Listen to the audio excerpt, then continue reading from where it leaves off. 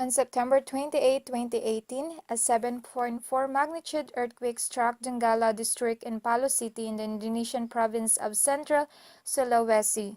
The epicenter of the earthquake was 10 kilometers, 6 miles deep and approximately 27 kilometers or 17 miles east of Donggala.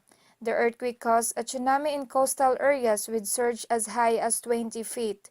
Indonesian authorities are working to get food and life-saving aid to victims.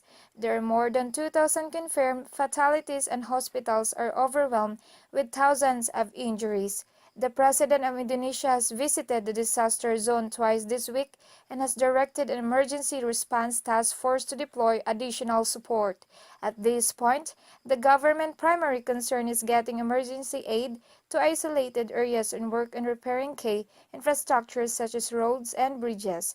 The Indonesian National Disaster Management Agency or NDMA, Regional Disaster Management Agency, military, police, and other government agencies are coordinating the response effort and collecting information of the impact of the earthquake and tsunami. The most pressing needs are ready-to-eat food, basic medicines, social support, and water, sanitation, and hygiene or wash. The government has been dropping supplies by parachute to areas unreachable by road. The local airport, Mashari Sis Al Jufri, was reopened for commercial flights on September 30. As of October 2, 400 government personnel had been deployed to Palu to assist with rescue and protection efforts. Delivering aid to the affected area has been difficult as the local airport can only accommodate small planes.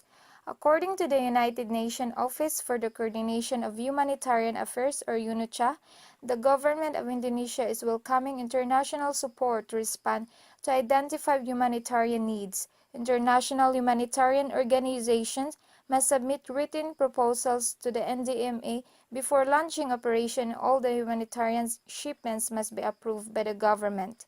A 7.4 magnitude earthquake hit the island of Sulawesi on Friday morning, causing a tsunami and around 170 aftershocks. It is the most devastating earthquake to hit Indonesia since 2004. The area devastated by the disaster is bigger than originally thought. The tsunami wave was as high as 6 meters in some places. The death toll is currently at 832 and expected to rise sharply. 821 of the deaths occurred in the city of Palu. There are still only 11 casualties recorded in the city of Donggala, one of the worst-hit areas. Bodies are now being buried in mass graves once they have been identified.